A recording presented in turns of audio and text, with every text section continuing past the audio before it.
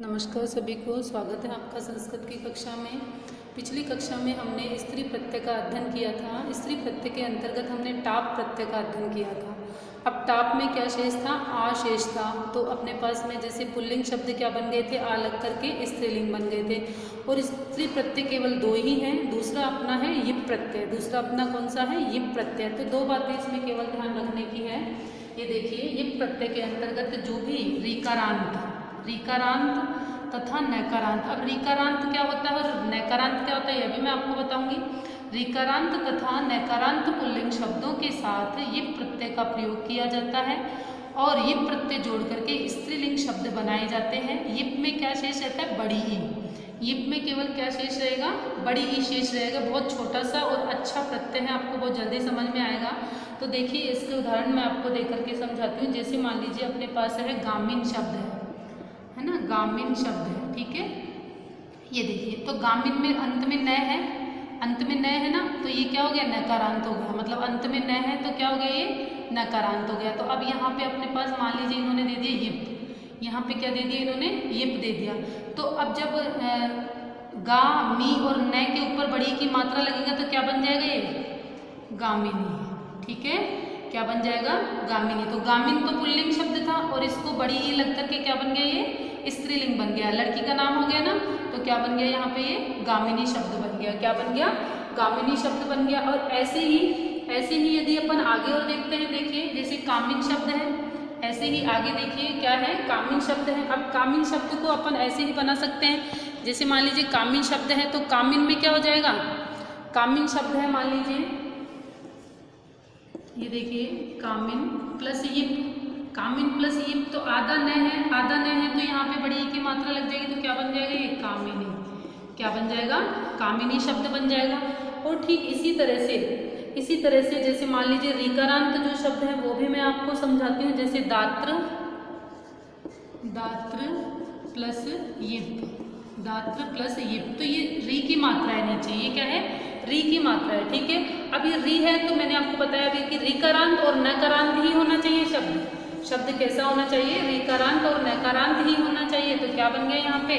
क्या बन जाएगा यहाँ पे? दात्री। क्या बन जाएगा? दात्री। तो अब आपको यह लग रहा होगा कि यहाँ पे त्रय कैसे बना दिया। तो देखो बेटा, तय प्लस रै, ये दोनों मिलकर के क्या बन जाते हैं? त्रय, ठीक है। तय और रै मिलकर के क्या बन जाते हैं? त्रय बन जाते हैं। तो क्या बन गया यहाँ पे? ये दात्री। क्या बन गया बेटा? दात्री बन गया। और ठीक ऐसे ही यदि अपन आगे चलते हैं तो देखिए राजा, राजन प्लस यिप, राजन प्लस यिप। तो राजन में क्या है अपने पास में? राजन में क्या है अपने पास? राजन में क्या लिखेंगे अपन? राजन है तो राजन में अपन क्या करेंगे? राजन प्लस यिप, तो क्या कर देंगे? राजन प्लस यिप मतलब रागी। क्या बन जाएगा? रागी। तो न और जय मिलकर के क्या बन जाता है? गे।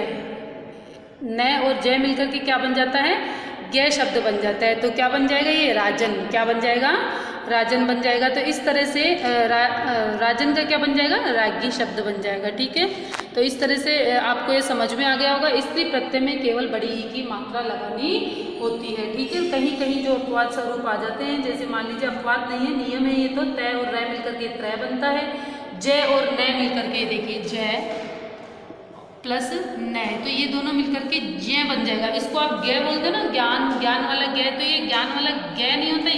ये जय और न मिलकर के ज्ञान शब्द होता है। क्या होता है? ये जय और न मिलकर के क्या होता है? ये ज्ञान शब्द होता है। देखिए अभी मैं आपको बताती हूँ कैसे बनेगा। जब अपन बोलते हैं तभी अपन को पता चल जाता है कि यह किस तरह से परिवर्तित होगा। देखिए, तो जय प्लस न, तो जय क्या बन जाएगा? ये जय। तो क्या बन जाएगा? ये रागी। क्या बन जाएगा? रागी शब्द बन जाएगा। ठीक ऐसे ही मनोहारिन,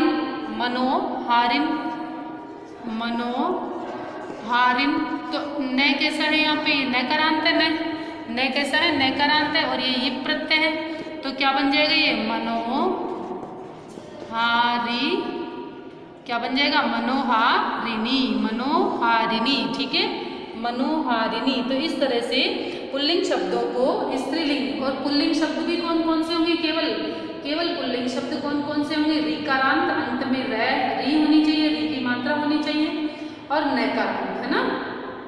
केवल दो ही बातें ध्यान रखनी है इसमें अपन को। क्या ध्यान रखना है, ऋकारांत और नकारांत शब्द जहाँ पे होंगे वहाँ बड़ी ई की मात्रा लग जाती है, मतलब पुल्लिंग शब्दों को स्त्रीलिंग बना दिया जाता है। ऐसे ही U1 प्लस इप, U1 प्लस इप, ये देखो U1 प्लस इप, ठीक है।